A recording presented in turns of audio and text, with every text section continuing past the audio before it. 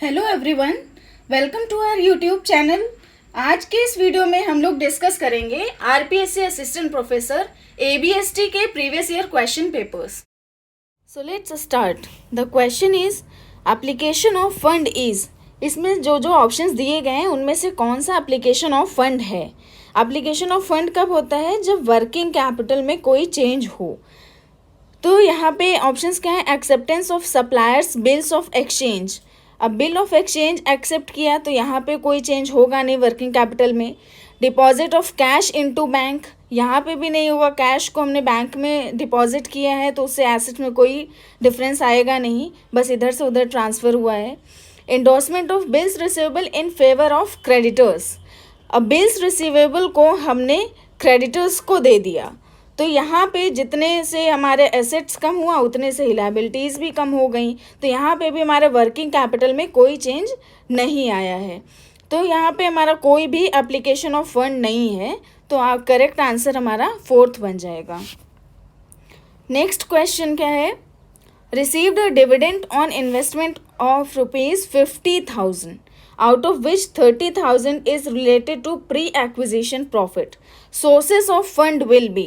अब यहाँ पे सोर्सेस ऑफ फंड क्या होगा? हमें 50,000 का डिविडेंड मिला है जिसमें 30,000 प्री एक्विजिशन प्रॉफिट का है। तो सोर्सेज ऑफ फंड जो होगा वो हमारा 50,000 ही होगा, क्योंकि हमें जितना अमाउंट मिला है वो पूरा सोर्स ऑफ फंड से ही होगा, चाहे वो प्री एक्विजिशन का हो या फिर पोस्ट एक्विजिशन का हो। तो टोटल जो हमारा सोर्स ऑफ फंड होगा वो 50,000 ही होगा। तो करेक्ट आंसर हमारा सेकेंड हो जाएगा। Next question, in current year current liabilities has decreased in comparison to last year, then working capital will. अब यहाँ पे वर्किंग कैपिटल में क्या चेंज होगा अगर करेंट ईयर में हमारी करेंट लाइबिलिटीज़ कम हो गई हैं? तो वर्किंग कैपिटल क्या होता है? हमारा current assets minus current liabilities. अगर करेंट लाइबिलिटीज़ हमारा कम हो जाएगा, ये डिक्रीज़ हो रहा है, तो हमारी वर्किंग कैपिटल क्या होगी? इंक्रीज़ हो जाएगी। तो करेक्ट आंसर सेकेंड ऑप्शन होगा।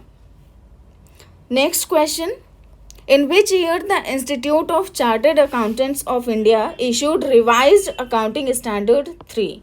किस साल revised accounting standard 3 लॉन्च हुआ था? वो था हमारा 1997, तो मार्च 1997 करेक्ट ऑप्शन होगा हमारा। नेक्स्ट क्वेश्चन है, from the following information PV ratio will be. अब यहाँ पे हमें पीवी रेशियो कैलकुलेट करना है। तो यहाँ पे हमें सेल्स और टोटल कॉस्ट दी गई हैं। तो जब ऐसी इन्फॉर्मेशन हो तो हमारा जो पीवी रेशियो का फॉर्मूला होता है वो होता है change in profit upon change in sales. अब यहाँ पे हमें सेल्स गिवन है, प्रॉफिट हमारा आराम से निकल जाएगा। सेल्स में से कॉस्ट माइनस कर देंगे तो हमारा प्रॉफिट निकल जाएगा। इस ईयर निकलेगा हमारा 52,500 का प्रॉफिट और इस ईयर का प्रॉफिट हुआ 74,000 का।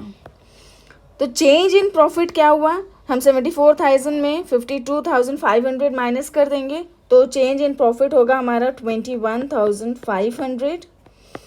और चेंज इन सेल्स क्या होगा? 5,25,000 में 4,72,500 माइनस कर देंगे तो चेंज इन सेल्स होगा हमारा 52,500।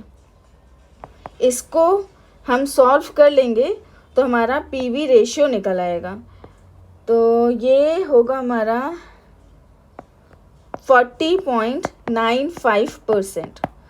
तो अप्रॉक्सीमेटली 40% करेक्ट आंसर हमारा फोर्थ हो जाएगा। नेक्स्ट क्वेश्चन है, cash budget is prepared by. Cash budget कैसे प्रिपेयर किया जाता है? कुछ मेथड्स दिए गए हैं यहाँ पे, receipts and payment method, adjusted profit and loss method, projected balance sheet method या फिर ऑल ऑफ दीज। तो कैश बजट प्रिपेयर करने के ये सारे ही मेथड्स होते हैं, इसलिए हमारा करेक्ट आंसर फोर्थ बन जाएगा। नेक्स्ट क्वेश्चन है, the method of cost control under which the control of center point will be responsible person for cost not cost। यहाँ पे क्या है कि कॉस्ट कंट्रोल का कौन सा मेथड है जहाँ पे कॉस्ट को रिस्पॉन्सिबल नहीं बोला जाता है, कोई एक रिस्पॉन्सिबल पर्सन होता है जो उस कॉस्ट के लिए रिस्पॉन्सिबल होता है। तो ये मेथड होता है हमारा रिस्पॉन्सिबिलिटी अकाउंटिंग का। तो करेक्ट आंसर सेकेंड ऑप्शन हो जाएगा। Next question, the variance of standard costing remains always adverse in business called as.